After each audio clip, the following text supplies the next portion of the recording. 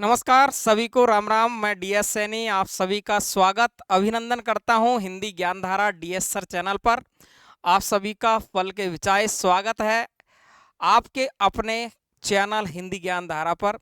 प्यारे दोस्तों, आप पढ़ रहे हैं हिंदी साहित्य का इतिहास। इसमें आप RPSC grade first second, net set, TGT PGT, UP की परीक्षाएं, एमपी वाली, बिहार झारखंड एवं अन्य जहां राज्यों में हिंदी साहित्य से संबंधित परीक्षा हो रही है उन सभी के लिए महत्वपूर्ण क्लास में आपको लेकर आता हूं रोज। तो अपन मिलते हैं रोज 8:30 बजे। आप सभी का फिर से एक बार स्वागत हिंदी ज्ञान धारा पर। प्यारे साथियों, हिंदी साहित्य की श्रृंखला में आपको इस बात का पता चल चुका है, आप सभी इस बात को महसूस कर चुके हैं कि सर ये जो लिखते हैं ये वाली बात कम समय में अच्छी तैयारी हम करते हैं। तो ये तो खास बात अपने क्लास की हो रही है और आप सभी के सहयोग से ये चैनल काफ़ी अच्छे तरीके से बढ़ रहा है, क्योंकि मैं ईमानदारी से पढ़ा रहा हूँ, आप ईमानदारी से पढ़ रहे हैं, ईमानदारी से शेयर कर रहे हैं, लाइक कर रहे हैं, कमेंट बॉक्स में कमेंट लिख रहे हैं। बहुत अच्छा लगता है जब आप कोई भी एक अच्छा सा कमेंट मेरे साथ में लिखते हो, साझा करते हो। मैं पढ़ता हूँ, मुझे अच्छा लगता है कि मेरे साथी पसंद कर रहे हैं, अच्छी क्लासें अपन की चल रही है। साथियों, बिना वक्त खराब किए हुए हिंदी साहित्य के इतिहास की श्रृंखला में आज अपन एक बहुत ही महत्वपूर्ण कवि को पढ़ने वाले हैं, लेखक को पढ़ने वाले हैं, जिनका नाम है सूर्यकांत त्रिपाठी निराला। अपने जीवन की संघर्ष की गाथा इन्होंने जबरदस्त जीवन संघर्ष किया। सूर्यकांत त्रिपाठी निराला ने इन्होंने काफ़ी रचनाएं लिखी, बहुत आनंददायक कवि है। इन्हें निराला क्यों कहा गया, निराला नाम दिया किसने, इन्हें महाप्राण किसने कहा, इनका नाम महेश कहाँ से मिला, ये ओज व औदात के कवि कहलाते हैं, इन्हें ओज व औदात का कवि किसने कहा, इन सभी के बारे में हम आज बात करने वाले हैं। ये किस किस पत्र से जुड़े, उनका संपादन कब किया, इन सभी बातों पर आज चर्चा करेंगे। प्रमुख रूप से शानदार तरीके से एकदम आनंदमयी क्लास आपकी होने वाली है साथियों। तो बिना वक्त खराब किए हुए अपन आते हैं अपनी जगह पर। सबसे पहले आते हैं अपन सूर्यकांत त्रिपाठी निराला पर। देखिए, ध्यान से सुनेंगे आप। मैंने यहाँ पर कई सारी चीज़ें आपके सामने लिख रखी है और यहाँ आपको गलती नहीं करनी है।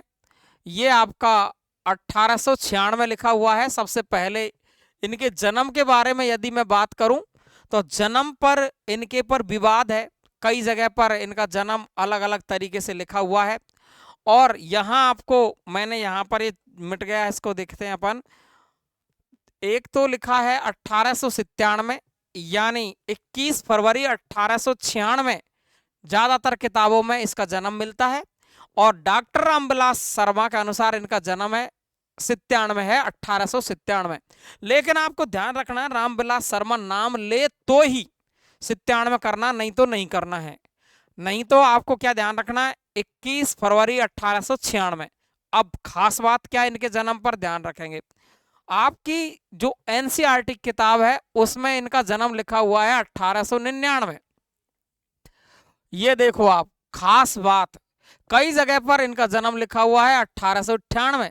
अब तुम कहोगे ये तो 96, 97, 98, 99 चारों ही आ गए। तो मैं कह रहा हूं कि विवाद है इस पर। तो हम क्या करेंगे सर, ये बताओ। तो आपको क्या करना है, आपको सबसे फर्स्ट उत्तर करना है 1899, क्योंकि एनसीईआरटी बोलती है 1899 पहला उत्तर होगा। अगर 1899 विकल्प में नहीं है तो 2 नंबर पर उत्तर होगा आपका 1896।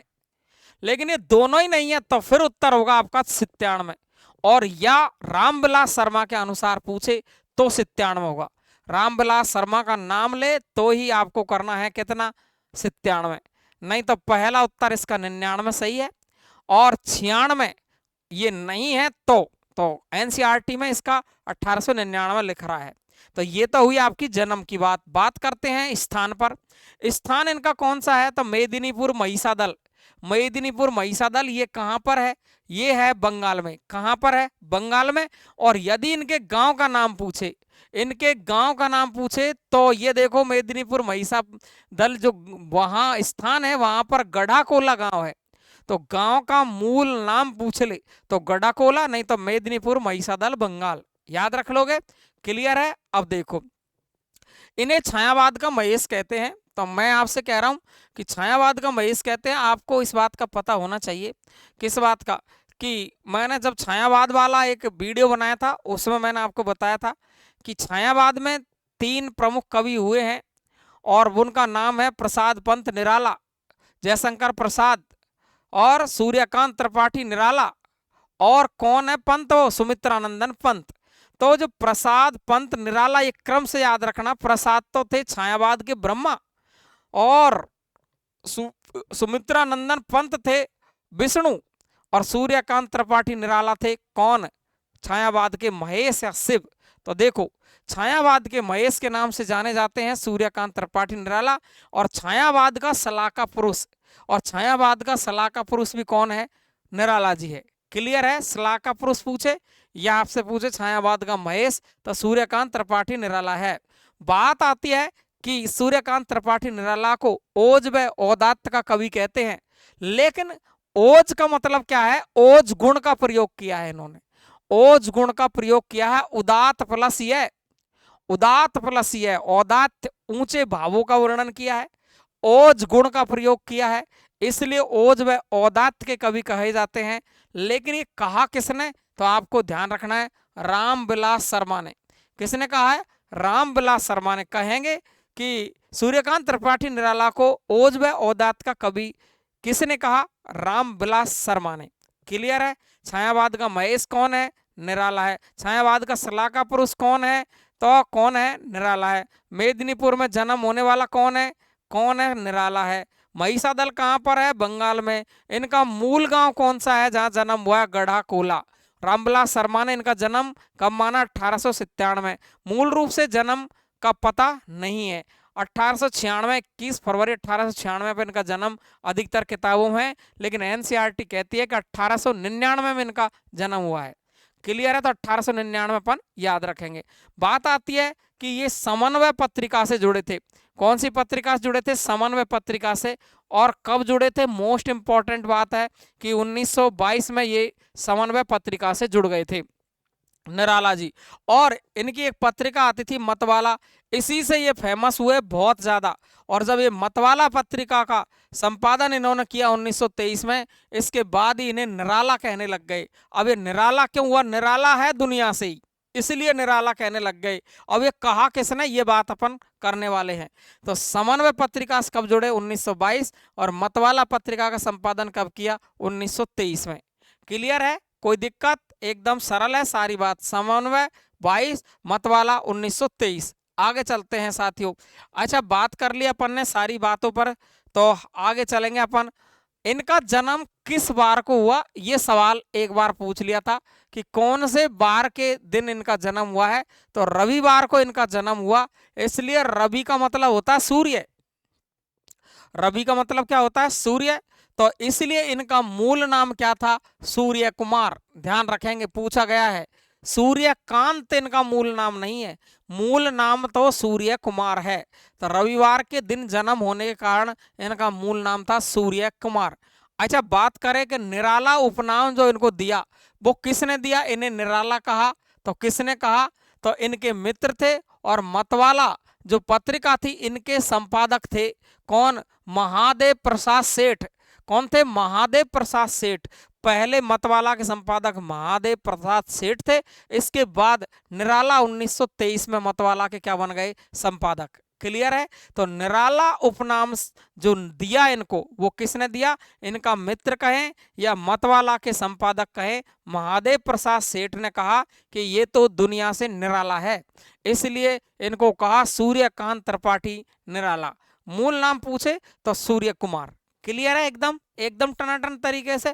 बात आती है कि और अन्य उपनाम क्या क्या है। ये गजब की बात है कि निराला के अन्य उपनाम क्या क्या मिल सकते हैं।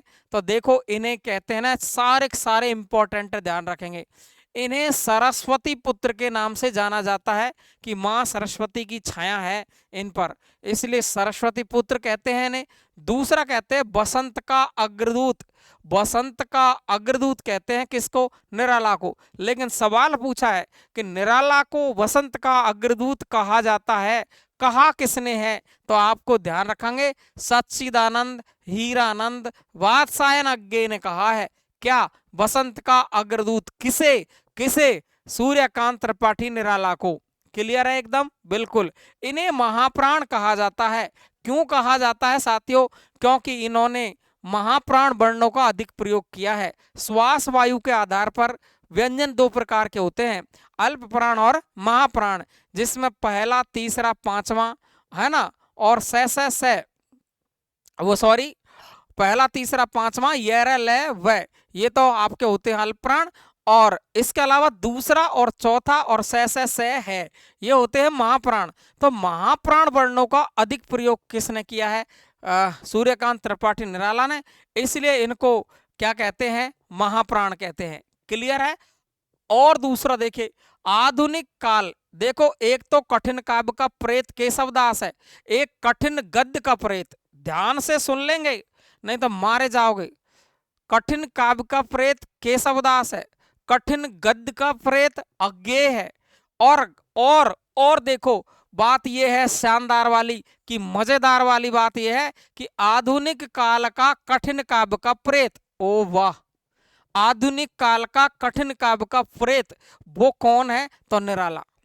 तीन तीन काव्य के प्रेत है। कठिन काव्य का प्रेत इतना सा ही पूछे तो केशवदास, कठिन गद्य का प्रेत तो अज्ञेय, और आपसे पूछे कि आधुनिक काल का कठिन काव्य का प्रेत कौन है, तो वो है कौन? सूर्यकांत त्रिपाठी निराला। सरस्वती पुत्र, बसंत का अग्रदूत अज्ञेय ने कहा है, महाप्राण वर्णों का प्रयोग करने के कारण महाप्राण कहलाते हैं। आधुनिक काल का कठिन काव्य का प्रेत भी कौन है? सूर्यकांत त्रिपाठी निराला। हो गई बात। रविवार को जन्मदिन होने के कारण सूर्य कुमार है, और इनको निराला नाम दिया है वो मतवाला के संपादक महादेव प्रसाद सेठ ने दिया है। आगे चले तो देखो, इन्हें कहा जाता है छायावाद का विद्रोही। अब तुम कहोगे तो छायावाद में शामिल थे और छायावाद के महेश भी कहलाते हैं, तो पहल पहल इन्होंने छायावाद का क्या किया था? विद्रोह। इसलिए एक बार सवाल पूछ लिया था और सब चकमे में आ गए थे। ध्यान रखना, छायावाद का यदि विद्रोही पूछे तो वो है सूर्यकांत त्रिपाठी निराला। ध्यान रखेंगे। मुक्तक छंद का प्रवर्तक पूछ लिया जाए, आपको कई बार सवाल पूछ लिया गया है कि मुक्तक छंद का प्रवर्तक कौन है, तो मुक्तक छंद के प्रवर्तक है कौन? सूर्यकांत त्रिपाठी निराला। और सबसे पहले इन्होंने एक रचना लिखी जूही की कली 1916 में। कब लिखी? 1916 में जूही की कली लिखी। ये लिख रही, मैंने लिख दी जूही की कली 1916 में। और ये जब निराला जी ने इसको सरस्वती पत्रिका में छापना चाहा तो इसमें कुछ अश्लील शब्दों का प्रयोग था, तो ये ले गए थे कहाँ? महावीर प्रसाद द्विवेदी जब 1903 से 1920 तक सरस्वती पत्रिका के संपादक रहे, तो ये ले गए कहाँ पर? महावीर प्रसाद द्विवेदी के पास में कि आपकी सरस्वती पत्रिका में मेरी ये जूही की कली जो ये कविता है इसको छाप दो। तो उन्होंने इसको देख करके वापस इनको वहाँ से भेज दिया था कि इसमें आपके अश्लील शब्दों का प्रयोग है, मैं नहीं छापूंगा सरस्वती पत्रिका में, इसलिए ये छपी नहीं थी। तो इसके बाद में इन्होंने अन्य कविताएं लिखी। ध्यान रखेंगे। तो ये जूही की कली में इन्होंने मुक्तक छंद का प्रयोग किया है। अब मुक्तक छंद को और क्या कहते हैं? तो इसे रबर छंद के नाम से जानते हैं। तो सवाल पूछ लेगा रबर छंद का प्रयोग किसने किया है? वही निराला है। एक कैचुआ छंद के नाम से जानते हैं, तो कैचुआ छंद का प्रयोग किसने किया है? निराला ने। मुक्तक कहो, रवड़ कहो, कैचुआ कहो, एक ही मतलब है। और इन सब का प्रयोग कहाँ है? जूही की कली में। क्लियर है? एकदम शानदार। अच्छा, इनके आध्यात्मिक गुरु कौन थे? तो निराला के आध्यात्मिक गुरु है स्वामी विवेकानंद। स्वामी विवेकानंद इनके क्या रहे हैं? आध्यात्मिक गुरु रहे हैं। तो ध्यान रखेंगे। इनको महाप्राण कहा जाता है, ये बात मैंने आपको बताई कि इन्होंने दूसरे चौथे वर्ण, प्रत्येक वर्ग का दूसरा चौथा वर्ण और से है, इन वर्णों का ज्यादा प्रयोग करने के कारण इन्हें महाप्राण कहा। लेकिन कहा किसने? देखो कहा किसने? गंगा प्रसाद पांडे ने। निराला किसने कहा? मतवाला के संपादक। कौन थे मतवाला के संपादक? कौन थे? नाम देखो, नाम देखो, महादेव प्रसाद सेठ।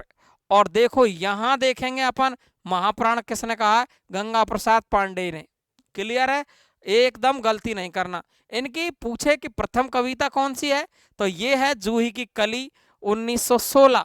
लेकिन ये ले गए थे किसके पास? महावीर प्रसाद द्विवेदी के पास। महावीर प्रसाद द्विवेदी के पास इसको लेकर गए छपवाने के लिए। कहाँ छपवाने के लिए? सरस्वती पत्रिका में। लेकिन अश्लील अश्लील होने के कारण जूही की कली को छापा नहीं। क्लियर है? ये इनकी प्रथम कविता थी, जूही की कली। आगे चलता हूं मैं, समझ में आ गई? देखो, आपसे कहेंगे ये किस वाद से प्रभावित है? अद्वैतवाद से प्रभावित है। मैंने आपको अभी सिद्धांत पढ़ाए हैं। अद्वैतवाद शंकराचार्य का स्मार्त संप्रदाय से संपादित है। ध्यान रखेंगे, अद्वैतवाद से प्रभावित है। कौन कौन कौन कौन? ध्यान रखेंगे, निराला जी अद्वैतवाद से प्रभावित है। बात करें, इनकी एक रचना खास है जो मैं आपको बता रहा था कि इनका पूरा परिवार खत्म हो गया था, माँ बाप भाई बहन सब खत्म हो गए, कोई नहीं बचा। एक लड़की थी इनकी सरोज, वो बची थी, अपनी माँ पर गई थी, तो वो नाना नानी के यहाँ रहने लगी। बड़ी जवान हुई तो इन्होंने शादी की। उसकी बड़ा बहुत रोना आ जाता है इस रचना को जब पढ़ते हैं। हिंदी का प्रथम शोक गीत ही नहीं, ऐसे कहते हैं कि दुनिया का सबसे बड़ा शोक गीत जो लिखा है तो सूर्यकांत त्रिपाठी निराला ने लिखा है। दुखी मन से इतनी गरीबी इन्होंने भोगी, तो उस गरीबी को बहुत कष्ट पाए, लेकिन इनका नाम काफ़ी फेमस हुआ है और गिने जाते हैं अच्छे अच्छे विद्वानों में। एक तरीके से भगवान ईश्वर की तरह थे। तो सरोज स्मृति हिंदी का प्रथम शोक गीत कहलाता है, इस बात को हम जानते हैं। अगली बात करें अपन तो प्रमुख रचनाओं पर, तो प्रमुख रचनाएं इनकी आपको याद रख लेनी है, क्योंकि कभी भी रचनाओं का क्रम पूछ लेता है या पूछ लेता है इनमें से निराला की कवि आपकी रचना नहीं है, या इनमें से निराला का काव्य संग्रह कौन सा है, निराला का उपन्यास कौन सा है, निराला की कहानी कौन सी है, निराला का निबंध कौन सा है। तो मोस्ट रचनाओं को मैंने लिखा है, बाकी बहुत सारी रचनाएं इनकी पड़ी है। तो देखिए यहाँ पर सबसे पहले अपन बात करें प्रमुख रचनाओं में, तो अनामिका इनकी प्रथम कहाँ जो कविता थी वो तो जूही की कली है। अनामिका रचना 1923 में लिखी गई और इस अनामिका में बादल राग नाम से 6 कविता है, 6 खंडों में लिखी गई है। तो ध्यान रखेंगे अनामिका ये रचना ध्यान रखेंगे किसकी है, निराला की 23 में लिखी गई है। दूसरी रचना आप देखेंगे 1930 में परिमल, अनामिका परिमल नाम ध्यान रख लेंगे इनका। अनामिका परिमल गीतिका तुलसीदास इनकी बहुत ही ज्यादा मोस्ट है, ध्यान रख लेंगे नोट लगा के यहाँ पर। गोस्वामी तुलसीदास, गोस्वामी गोस्वामी तुलसीदास, गोस्वामी तुलसीदास ये रचना रामचंद्र शुक्ल की है। किसकी है? शुक्ल की है, ध्यान रख लेंगे, गलती नहीं कर देंगे। गोस्वामी तुलसीदास है, ये रचना किसकी है? रामचंद्र शुक्ल की है। और अकेली जो तुलसीदास रचना है वो किसकी है? निराला की है, ध्यान रखेंगे, गलती नहीं करेंगे। और ये कब लिखी गई है? 1938 में। और कहते हैं कि इनका ये प्रबंध काव्य है। क्या है ये? प्रबंध काव्य है। और भारतीय जीवन मूल्यों की प्रतिष्ठा की है किसमें? तुलसीदास में। किस रचना में? तुलसीदास में। समझ में आ गई? और आपको एक सवाल और पूछ सकता है कि बताओ निराला की इन सभी रचनाओं में छायावादी रचना कौन सी है? तो 1938 पर छायावाद का अंत चल रहा था, 18 से 38 है ना, ध्यान रखेंगे। 1918 से 36 मिलता है, लेकिन 38 तक छायावाद था। तो 38 पर छायावाद की अंतिम रचना इनकी मानी जाती है छायावादी युग में। तो कौन सी है वो? तुलसीदास। क्लियर है?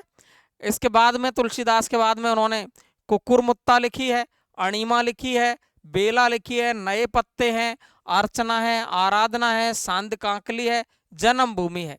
ये सभी रचनाएं बड़े अच्छे तरीके से याद रखनी है। अनामिका, परमल, गीतिका, तुलसीदास, कुकुरमुत्ता, अणिमा, बेला, नए पत्ते, अर्चना, आराधना, सांद कांकली, जन्मभूमि। क्या याद रख सकते हैं? कोई सी भी रचना आपको दे सकता है, ठीक है ना। मैंने आपको डेट वाइज लिखी है, वैसे फिर भी कोई गलती अपन को नहीं करनी है। कुछ रचनाएं मैंने पीछे लिखी है जिनकी डेट थोड़ी उल्टी सीधी है, तो उनको भी अपन देख लेंगे। अपरा 1948 में लिखी है इन्होंने, ये अपरा है। और देखिए ये दो मैंने आपको वहां पर डेट वाइज नहीं लिखी है, और दोनों की दोनों रचनाएं वेरी वेरी मोस्ट है। राम की शक्ति पूजा, सरोज स्मृति 35 में तो लिखी इन्होंने सरोज स्मृति, और फिर 36 में लिखी है राम की शक्ति पूजा। और ये राम की शक्ति पूजा कई सिलेबसों में लगी हुई है। राम की शक्ति पूजा, राम ने शक्ति की पूजा की जब वो रावण से युद्ध करने जा रहे थे, तो ये शक्ति थी वो रावण के पक्ष में थी, लेकिन लास्ट में जब ये इनको राजीव नयन कहकर इनकी माँ पुकारती थी कि मुझे कमल नयन कहती है, तो वो जब वो गायब हो जाता है एक कमल, तो अपनी आंखों को निकाल करके शक्ति को चढ़ाने के लिए तैयार होते हैं भगवान राम। और उसी का वर्णन किया गया है राम की शक्ति पूजा में 1936 में। क्लियर है? मोस्ट इंपॉर्टेंट है सरोज स्मृति राम की शक्ति पूजा। क्लियर? आगे चले अपन तो बात करेंगे कविता पर। तो इनकी जो कविता है वो आप सभी को दिख रही होगी। कविताएं इतनी ज़्यादा महत्वपूर्ण है नहीं, लेकिन फिर भी आपको याद रखनी है। गरम पकौड़ी इनकी कविता है, गीत गाने दो मुझे, जूही की कली आपको पता ही है पहले से ही, तोड़ती पत्थर ये देखो ये काफ़ी बहुत ज़्यादा मोस्ट है। इसमें तोड़ती पत्थर में और भिक्षुक में गरीबी का वर्णन किया गया है, मजदूरों का। ठीक है ना? और भिक्षुक आता पेट कलेजे के दो टुकड़े करते आता, वो वाली कहानी जो आपने पढ़ी है वो भिक्षुक वाली कहानी। और यहाँ तोड़ती पत्थर में गरीबी का वर्णन किया है। एक संध्या सुंदरी ये शाम का वर्णन इन्होंने किया है। तो आप ध्यान रखेंगे कविताओं में गरम पकौड़ी, गीत गाने दो मुझे, जूही की कली, तोड़ती पत्थर, भिक्षुक और संध्या सुंदरी। बात करें इनके उपन्यासों की तो देखो इनके नाम ऐसे लगते नहीं है कि उपन्यास है, लड़कियों के कैसे नाम है देखो, अप्सरा, अलका, निरुपमा, प्रभावती, चमेली, चमेली, चमेली और चोटी की पकड़ और काले कारनामे। ध्यान रखेंगे आप, चोटी की पकड़, काले कारनामे और चमेली ये अधूरे उपन्यास है। कैसे हैं? अधूरे उपन्यास है, ध्यान रख लेंगे। मोस्ट ध्यान रख लेंगे कौन कौन से हैं। चमेली, चोटी की पकड़, काले कारनामे, तीनों की तीनों उपन्यास है। चमेली, चोटी की पकड़, काले कारनामे ये अधूरे उपन्यास है। पूरे उपन्यासों में अप्सरा, अलका, निरुपमा, प्रभावती, चमेली। क्लियर है? ये इनके क्या है उपन्यास है, अच्छे तरीके से रट लेना, गलती नहीं हो जानी चाहिए एक भी। अगला सवाल देखिए ध्यान से, कहानी संग्रह की यदि मैं बात करूं तो देखो कहानी संग्रह में इनका जो खास कहानी संग्रह पूछा जाता है वो पूछा जाता है शकुल की बीवी किसकी रचना है। तो निराला, सखी, लीली, चतुरी चमार ये चारों के चारों इंपॉर्टेंट है, कई बार पूछा गया। शकुल की बीवी, सखी, लीली, चतुरी चमार, शकुल की बीवी, सखी, लीली, चतुरी चमार ये इनके कहानी संग्रह है। बात करें अपन संस्मरणों की तो और भी है, लेकिन ये दो संस्मरण जहर वाले वेरी मोस्ट है, कुल्ली भाट और बिल्लेसुर बकरिया। कुल्ली भाट, बिल्लेसुर बकरिया ये आपके संस्मरण है, अच्छे तरीके से रट लेना है शानदार तरीके से। और निबंध की मैं बात करूं तो निबंध गांधी जी से बातचीत, ये वेरी वेरी मोस्ट निबंध है, ध्यान रखेंगे। गांधी जी से बातचीत किसने की है? तो निराला जी ने, ध्यान रखेंगे। और नेहरू जी पर भी इन्होंने क्या लिखा है? एक निबंध लिखा है। और गांधी जी से बातचीत पर भी इन्होंने क्या लिखा है? एक निबंध लिखा है। बार बार मैं आपको देता आया हूं ये नंबर 99 83 37 42 93। साथियों यदि आपका दिल मन साफ है तो ईमानदारी से कह दो कैसी लगी क्लास। ईमानदारी से कहना क्लास कैसी लगी है। आपको ध्यान रखना है सारी बातें अपन ने बहुत ही टनाटन तरीके से पढ़ी है। अब मैं आपको एक चीज नई सूचना देना चाहता हूं, वो यदि किसी को आवश्यकता है, ऐसा कुछ नहीं है, क्या करना है, क्या लेना है, नहीं लेना है वो आपकी मर्जी है। ये मेरी स्पेशल एक व्याकरण की किताब चलती है जिसको मैंने हाथ से लिखा है, जिसको मैंने किससे लिखा है? हाथ से, पूरी हाथ से लिखी हुई बुक है। लेकिन इस बात का भी ध्यान रख लेंगे साथ में ही कि ये व्याकरण की बुक है, और व्याकरण की बुक है, लेकिन व्याकरण में क्या खास बात है, आपको जीरो से लेके अंत तक, यानी जहां से हिंदी की व्याकरण चली है वहां से जहां तक व्याकरण होती है पूरी व्याकरण इसमें समाहित है।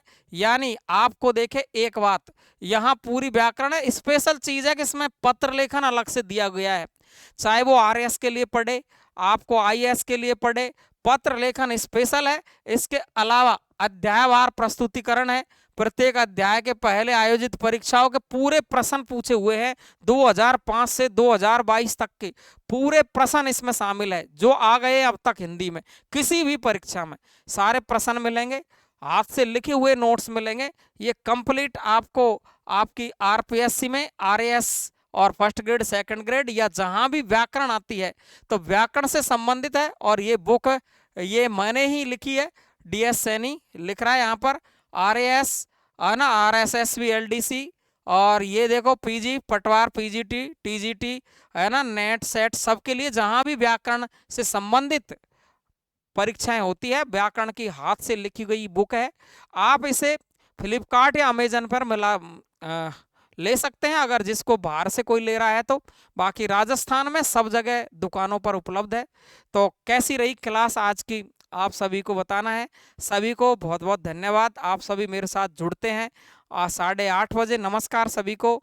और बहुत जल्द आपके लिए एक टेस्ट सीरीज में लेके आ रहा हूँ। मैं पहले इसलिए नहीं ला रहा कि आपको ऐसा लगे कि सर मैं भूल जाऊंगा परीक्षा तक। तो मैं आपको 4-5 मैराथन कराने वाला हूं, साहित्य की 4 मैराथन, और इसके अलावा मैं आपको 1 मैराथन, 2 मैराथन व्याकरण की, 1-2 मैराथन मैं आपको लेने वाला हूं काव्य शास्त्र पर, ताकि आपका पूरा सिलेबस एक बार रिपीट हो जाए। तो आज यहीं तक के लिए नमस्कार साथियों, थैंक यू सो मच।